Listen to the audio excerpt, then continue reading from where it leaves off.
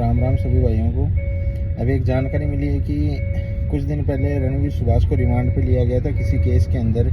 उस टाइम पे रणवीर सुभाष और काजला की बहस हुई थी और रणवीर सुभाष ने उसको ये कहा कि जब स्टार्टिंग में एक आदमी मेरे अगेंस्ट खड़ा था उस टाइम पे तुमने क्यों नहीं किया कुछ, आज 50-60 आदमी मेरे अगेंस्ट क्यों खड़े हैं। दूसरी चीज़, वो अपने पैसे का भी हिसाब मांग रहा है कि मेरा पैसा कहाँ गया,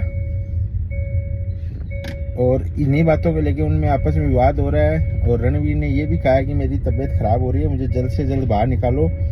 और काजला ने उनको ये कहा कि अगर मैं हट गया तो तुम्हें कोई बाहर नहीं निकालेगा, तुम जिंदगी भर जेल में ही सड़ोगे।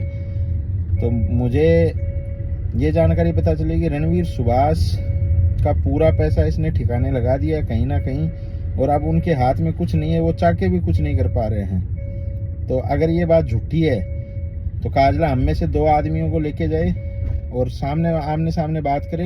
विनोद साहब, नरेंद्र साहब और जितेंद्र, इनमें से किसी को भी 2 को ले जाए सामने और रणवीर सुभाष से मिलाए, बात करे, पता तो चले उन चोरों की हकीकत का भी, इसकी हकीकत का भी पता चले कि क्या ये बात सच है।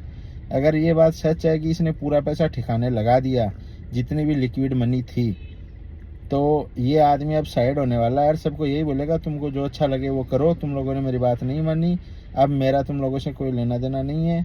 जिस प्रकार की जानकारी मिली है मुझे, ये आदमी साइड होने वाला है और ये यही कहेगा कि तुम लोगों को जो करना है वो कर लो, मेरा आप लोगों से कोई लेना देना नहीं है, आपने मेरी बात नहीं मानी।